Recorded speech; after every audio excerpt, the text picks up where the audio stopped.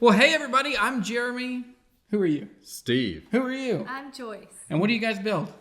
Guitars. Yeah, you guys build Showalter guitars in the Shenandoah Valley. And if you're watching this video, you have probably seen the 21 episodes or so that we did on building this guitar, actually. And it's really incredible. I've had it for a couple weeks, and during the process of building this, we've had tons of questions come in. So I just wanted to get a video together and just for us to spend some time answering some questions. So these are going to be rapid fire. Buckle in. Hopefully your question gets answered. If it doesn't, too bad. That's what I want to say. No, you can always ask us questions, and you can always put comments down below. We'll do our best to respond. But first of all, the first question: How did we build this guitar, or why did we build this guitar? And so for me, if you don't know, I built an Osage orange on the back and sides, a sycamore top, OM. Now, why did I choose that? Number one, I chose that body size because it's super comfortable, and I find myself continuing to want to get away from dreadnoughts because I'm just not a big guy, and I find myself with a big guitar. I'm also not a loud singer, and so an OM works really well for me because it still has that long scale length that's really comfortable and feels like a dreadnought. So for all of those reasons, I chose that. Now behind that, one of my favorite things about how you build guitars, Steve, is that you use local timbers. And so for me, I have lots of nostalgia, boating and canoeing and rafting down the Shenandoah River with these giant sycamore trees. And I have like some of my most formative memories when I was like a brand new adult was milling an Osage orange tree with my friend Zeke, who's a sculptor here in town. So for me, those two woods seemed really obvious. And then walnut is just a tree that you grew up with all around here. So that's kind of why I built this guitar. Question number 2, does it sound like I expected it to sound? Joyce, how does this guitar sound to you? It's so deep. Like there's so much low end, and for an OM, like it's almost like there's an amp inside the body, and it's just it just projects, and it's so like just well-rounded. It's fantastic. It's incredibly warm sounding. So the ambition or the goal for me in making this guitar was I wanted a guitar that sounded warm and full and had lots of dynamics. Mm-hmm. And I wanted it to be able to do all that loud, super strummy stuff I do, but my style is much more fingerstyle, a little quieter. And so this guitar, I mean, it has nailed everything I hoped that it would be. Yeah. We're just going to jump into the next question. So how does the finish affect the sound? And Steve, have you done oil finishes on guitars? A very little bit. I only think maybe 2 guitars. Yeah. There's another guitar that's very similar to this that is an oil finish. And I think it affects the tone. Yeah. I think too it does. I agree. Yeah. It sort of deaden it. Yeah, there's a lot less low end and bass. Yeah. So it seems like, and that's why it seems like nitro is the way to go for these. So next question is, what was the song title and lyrics for the first song you played on your Showalter guitar? So I guess for me, both of us played a song, and I think there's another question about this. But for me, it was a song I wrote years ago called Don't Keep Me Waiting. It's in F, capo 5, played in C. And it's a song I wrote about kind of life and expectations and disappointment and how hard life can be after you lose a parent. I lost my mom when I was 20. So that's where that was just don't keep me waiting. It's a prayer. It's kind of a thing. I was reading the Psalms a lot at that point. But what was the first song that you played? Yeah, so I did a cover. I'm a wannabe songwriter. I'm not there yet, but I did a song by John Mark McMillan. He's fantastic. Just go look him up on Spotify. He's great. I got to see him live in Chattanooga a few months ago. He's fantastic. But I played a song of his called Death in Reverse, and it's very just lyrically rich. And I would just encourage you, I mean, the lyrics are right there online. So it's called Death in Reverse, John Mark McMillan. Perfect. Would I install a pickup? Yes, absolutely. I'm not sure which one. I think I want to do the K&K Trinity with the microphone. That's the best sounding pickup I've ever heard in my friend Chris's. He's in New Orleans. My friend Chris has an amazing Martin HD28 Marquis with that pickup, and it sounds like a giant microphone. How would you describe Osage Orange as a tone wood? My understanding and my experience as we're building this guitar is that Osage Orange is very dense, and it reminds us a lot of ebony, which that's also why we used it on the bridge. We'll answer that question here in a bit. But as a tone wood, it is bassy and bright and punchy. I think it pairs really well with sycamore because sycamore is much more warm, much more subtle, And I think the two of these play really well. So basically, sycamore sounds like mahogany, and then Osage orange sounds like ebony. But then you look at, well, what guitar has ever been made in the history of the world that is a mahogany top and ebony back and sides? There's nothing. Yeah. So it's completely unique and unusual. But Osage orange, I think, is a great tone wood. I also think it's fantastic to look at. Oh, yeah. It's just beautiful. Yeah. How would it sound to put the Osage orange all the way around, top, sides, and back? I think it might. I don't know. I would think it would be too much. I think because you need something softer on the top. I had one guy that asked me for that. I think it would be shrill. I said, no, I do a lot of experimenting. Mm-hmm. But that's one I'm not willing to experiment. So, hey, if you want to do it, I will gladly do it for you. But you're paying for it, whether it's made or, whether it makes it what you think or not. Absolutely. So you're taking that risk. So what kind of tuners did I use is the next question. So I used Waverly Ivoroid button tuners, and they're excellent. We were limited at the time we're making this video because basically the tuners I wanted were all sold out, and the story of 2022 is that of shipping problems. So they were the best ones I could find. It was a good thing to splurge. I think the Ivoroid was a great choice for the contrast and the brightness, and also the Waverly functionality is awesome. So, Steve, can you share a link to your building guitar class, and are they geared to out-of-state students? Oh, yes. I have mostly done students from a ways away. They come in for a 2-week time. Take time out of your work and just let that be your vacation. Yeah. And you get an Airbnb or a motel. And come out here every day, 5 days or 6, depending on how we are keeping up with the schedule. Mm-hmm. So if it looks like we're behind, we'll kick up the hours to 9 or 10 an hour a day, and work 6 days a week. It's a lot of work. But yeah, lots of people have done it, and you can stay close, and it's a beautiful part of the world, so you're staying in the valley. Yeah. Okay, so what music are you playing in the video? So in most of this series, I've used the same song, and it's a song called The Hills of Appalachia by John Lucas. I'm aiming for a holler in the hills of Appalachia. No, sir, you wouldn't know the name. Super fun song, and it really kind of encapsulated what I like. I'm headed for a home in the hills of Appalachia. Like, it always just felt like the right anthem for this series. Yeah. Are you still planning on doing an inlay where you omitted frets on the end of the fretboard? So, above the, 12, 13, 14, 15, 16, 17? Or am I counting that wrong? Anyway, there's a spot up here where there aren't frets. Now, a video hasn't gone up, but probably by the time this video goes out, that video will have come out. I went to Nathan Wright in McMinnville, Tennessee, and so we're going to do an inlay here. We're going to do a fish inlay, and it's watch that video for more of the explanation on the who and the what and the why we're doing that inlay. But it's going to look great, and I think it's now, after the pick guard that we put on today, it's the last thing that this guitar needs to be done. Why on earth did we use flathead screws on these tuners? Because those are the ones that came with the tuners when we bought them. So the tuners came with flathead screws. And so number one, even though we drilled out, I was trying to be so careful because I know I have heavy hands. I was trying to be so careful, going slow. And that last little turn, it just popped and broke. The Osage orange is incredibly dense, hard.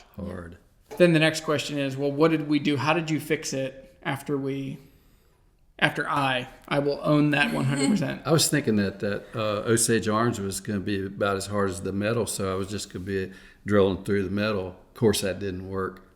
It slipped off. Okay. And I went right beside, but it turned out. Because it didn't even scoot the tuner. Like it's such a small adjustment. How long did it take us start to finish to build this guitar? About 3 months. Yeah, I think we started August 10th. It was hot outside. Yeah. I think the second day the air conditioner went out. And it was remember. And then today, you're wearing a sweater and beanie. Yep. It's November now. Mm-hmm. We finished it in October. So it was about 3 months. Yep. Why didn't you install unslotted bridge pins? I will slot the bridge sometimes. Yeah. The pins have slots. And they're ones that you already had. That's the easiest answer. It's like, they're the ones you already had. Yeah. And so for me, preferentially, I don't like unslotted pins because 2 years ago, we're on a hike 30 minutes from here on top of a mountain. And as we're on top of a mountain, my little boy spit something out of his mouth. I'm like, what is that? And I was like, it's a perfectly round little stick. And then I realized this is an ebony bridge pin. Oh, no. So he had taken it out of my guitar in our living room, and it had been in his mouth for an hour. And so they have a propensity to come out. And they have to be like perfectly fit, and then they don't. So for me, it's playing life on a harder level than you need to play. Yeah. So for me, you had these white bone pins with abalone, and they just looked right. And so that's why we use those. When we're making the bridge, did you sand the bottom of the bridge to accommodate for the radius of the top? Yeah, I have a reverse radius with a real coarse sandpaper on it, and sand on that, and that gives you the radius of the guitar. Why did you use tight bond instead of hide glue? I don't use hide glue for anything. I don't know. I don't have any reason to use hide glue. If I was, I think of some of these people that wants to be purists. Yeah. They like that hide glue because that's the way it was done, and back in the day. And so I say, well, if they had as good a glue as we got these days, they'd have been using it too. That's such a good point. Now there are certain tight bonds, certain places on the guitar that you use glue that does not come off with steam. Right. Some places you do. The original tight bond will steam off if you need to. But what glue I usually use is the permanent glue. Anything I absolutely don't want to come off, like if I'm taking off something that I want to steam off, it doesn't affect something else. Like the braces. You don't want those coming off, obviously. And the other one was we used epoxy for the fingerboard. That's the thing that, people are like, well, what if you need to take it off? And like, if you need to take it off, you got some real problems. So, yeah. How long does wood have to sit in storage before it can become a guitar? Well, when we cut it, it goes into a dry part of the shop with stickers between the boards to allow the air to go through, and that needs to dry a year per inch before you put it in the kiln, after which it's in the kiln till the percentage is down around 6%. So that's a long time. So it's not like if someone says, I have a tree, can you... You're like, yeah, but I'll build your guitar in 7 years. Well, the one thing you can cheat a little bit about it is I'm never, usually not, drying any wood that's thicker than a 1/4 inch. That's true. And then so that's only a 1/4 of a year. Okay. But main thing is get it down to the percentage that's allowable. Okay. So the next question is, what humidity level are you working with? And so this comes from someone that's in Montana. They have really severe weather. So for us, in the winter, as soon as it gets to freezing, we're basically at 0. It's very low. And so we spend most of the year adding humidity. I mean, we're in November, we're just at that spot where you're starting to have to put humidity back in the air. But most of the year for us in Virginia, we have a lot of humidity. Steve, how did you and I meet? By recommendation from people from both sides. Yeah, it was maybe a 2-year process. I think the main one was my old guitar teacher and a friend that got me when he left the guitar shop. When he left, he recommended me, and I got a job at the guitar shop. So that's Randy. So Randy Black, you're the best. Yeah. What grit sandpaper do you use from start to finish? Well, on that thing, thinning down the top, back, and sides is a 60 grit. Yeah. Ooh. But then from there on, you're bringing it down to finer and finer as you go. Like Yep. And we 60 end still up wool. end up with basically 300. Why no truss rod? And the reality is the way that we had to put this video series together was that I think I was out of town. I was in Louisiana. And so we had a spot where y'all made the neck blank and then you ended up making the neck and it just didn't get put in the video. But we talk about the truss rod. There is a dual action truss rod in this. It is a standard, and it's a very helpful tool in the guitar. It's just underneath. We just didn't do a dedicated video about the truss rod. It does have a truss rod. It is fully adjustable both ways. No issues. Why don't you program your CNC to cut out the full bridge shape itself? We have plans to do more with the CNC. It's just a learning process Absolutely. to learn that thing. Yeah, it was like the second bridge we'd ever cut. I can spend up to 5-8 hours, like a whole shift of me being here. I could just dedicate to CNC and maybe not even get a single thing cut because it's a new software, new program. And it includes math too, which I'm not great at. Jeremy, you once mentioned a bit about Steve's thoughts on how new guitars age as they continue to dry. I would appreciate hearing his thinking on how to take care of a new guitar for the first year. Play it. Just play it. And watch your humidity. Keep it between 40 and 60. And just take care of it. Don't put it don't leave it in your car. For more Any time of the year. Yeah, any time of the year. I think guitars are going to freak out at least 2 times the first year you own them. That first winter, that first snap from humid summer to dry winter, even if you're in temperate climates, it's still going to happen. And then they're also going to freak out again when they come back into full humidity. Yeah. And so with that, action's going to go down and get buzzy, and then you're going to have to adjust the truss rod. And then in the summer, the action's going to go way up, and they're going to be hard to play, and you're going to have to adjust the truss rod again. Yeah. I think it's a pretty standard break-in period. If you've owned an all-solid wood guitar, these play by a lot of those same rules.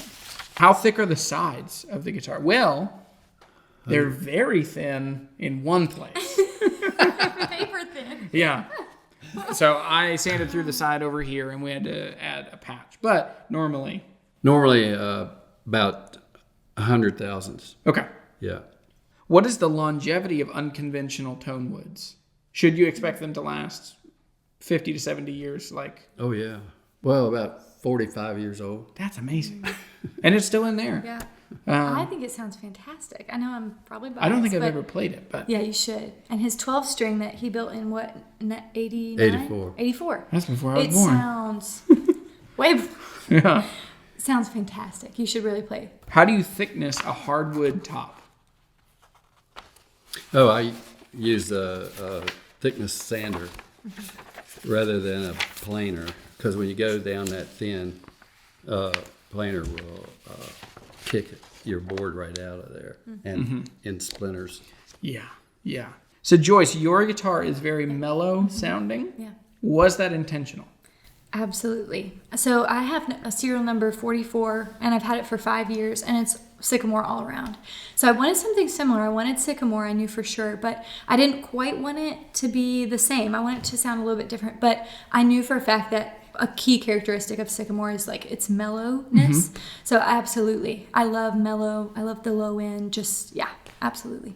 And you also have walnut back and sides. Right. So I wanted that contrast then, because walnut is brighter and more lively. So there was, I wanted contrast, but I also did absolutely want that mellow top. Absolutely.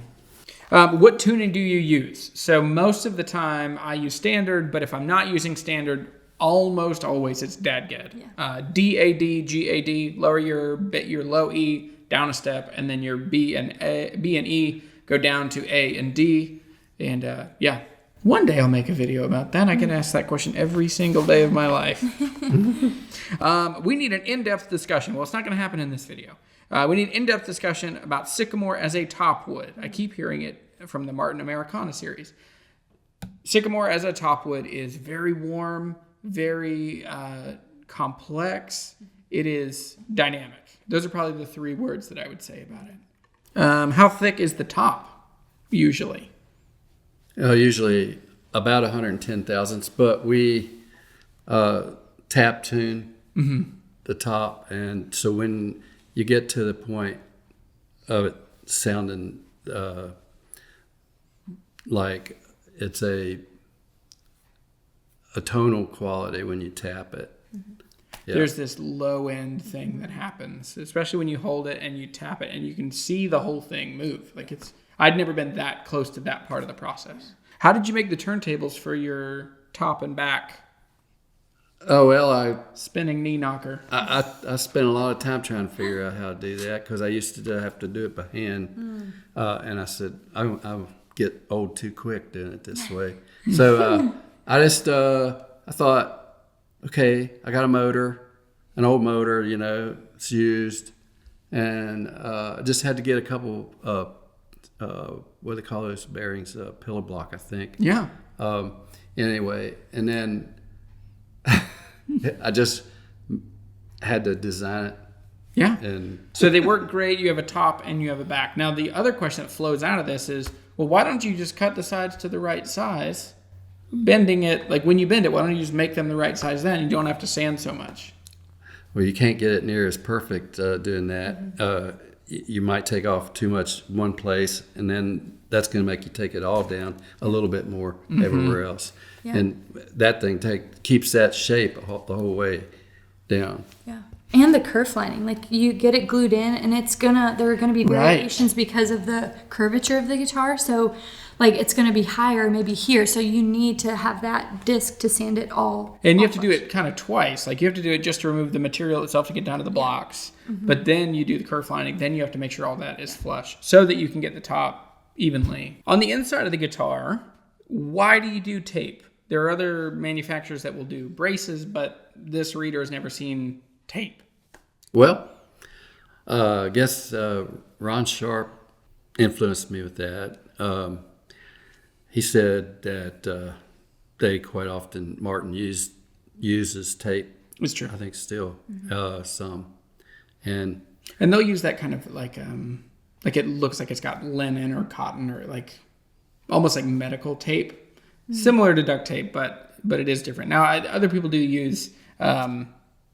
Other people use wooden braces, but it's a pretty normal thing in my experience to see tape. Nathan Wright does it. Hassan Dalton does it as well. I've used wood on a good many guitars, especially early on.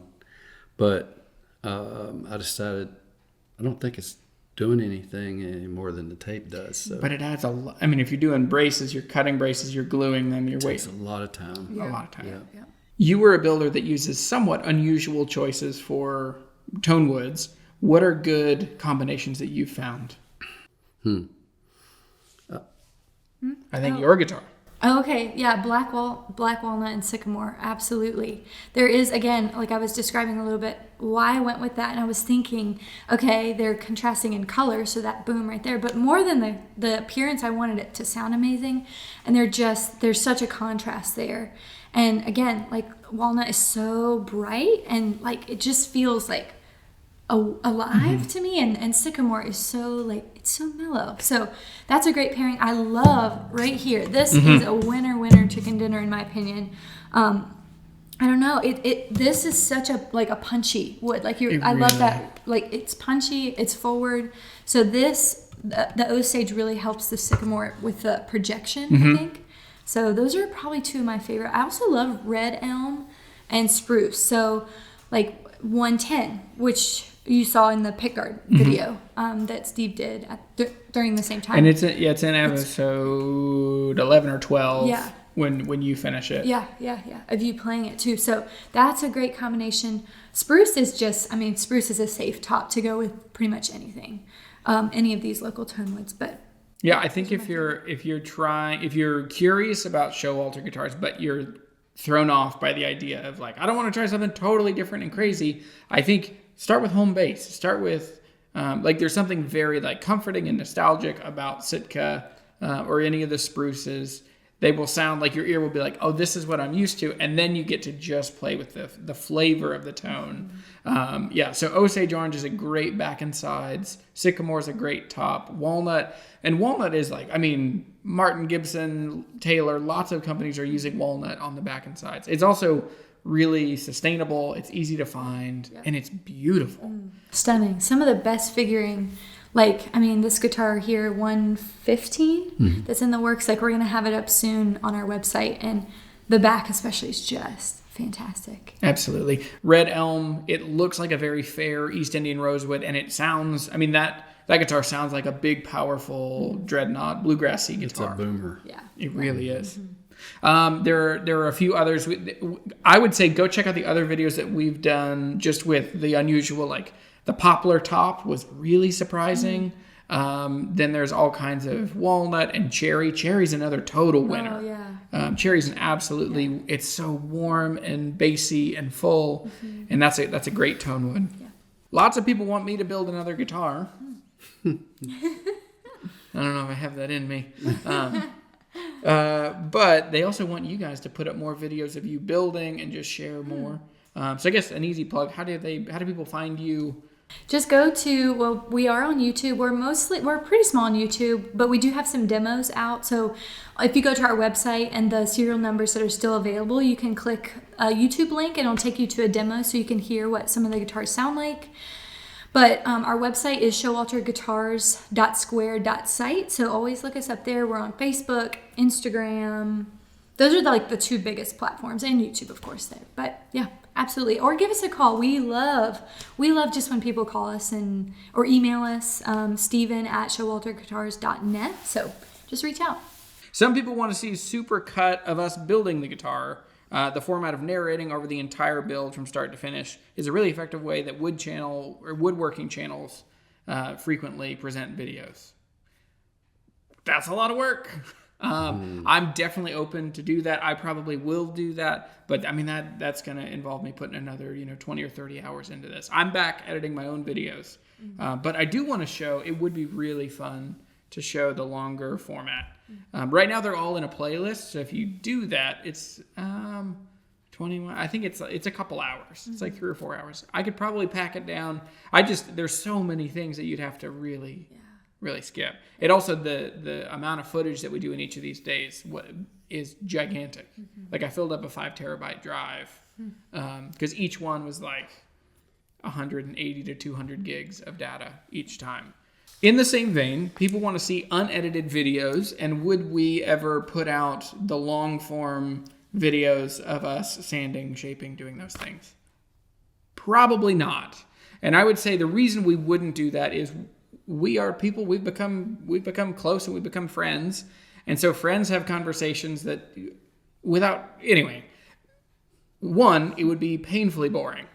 Two, because it's just a lot of sanding, and then us talking about the weather, and like, can you believe? Then on top of that, there's just some private conversations that happen along the way there. So probably not, sorry. But if you want to have lots of time to hear the sanding sounds, come and build a guitar with Showalter.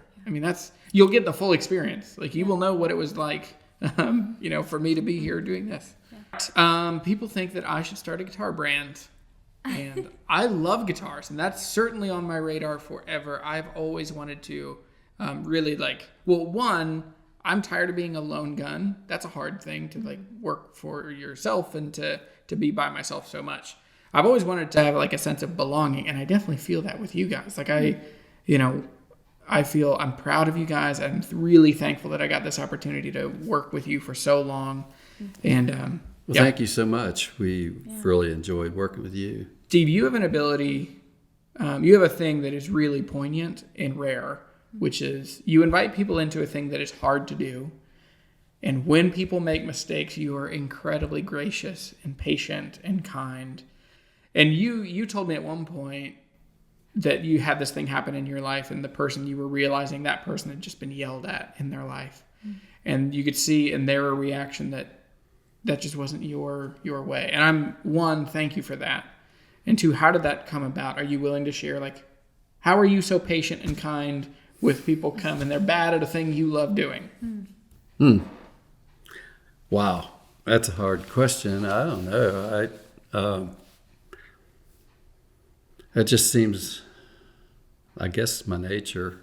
I don't know. I used to teach people to fly too, and I heard the same thing. sometimes I scare myself by allowing a person to do too much. But I don't know. Yeah. Yeah. Yeah. I sensed a high sense of like you have confidence and you believe in people, and I don't know. I mean, there are two like big mistakes that were one big, one okay mistake on this, and both times you were just like, okay, let's fix it. Like what are we gonna do? And I like that. I like the acknowledging it, but not like rubbing people's noses in it. Mm-hmm. And then so I think it forced. I mean, I love the Virginia. I love that. Like we're like owning the fact that like I made a mistake. It's the first guitar I've ever built. Yeah. But cool. Well, that's where we're gonna finish this video. Hopefully it's not too long. Thanks for watching. I'm Jeremy. Steve. Joyce. Jeremy the Guitar Hunter. Showalter Guitars. Go fill the world with music and friendship. Yeah. This is the thing. Like coming out of this, like there's music that came out of this. There's friendship that came out of this. So wonderful, wonderful. Thank you for watching. See you later.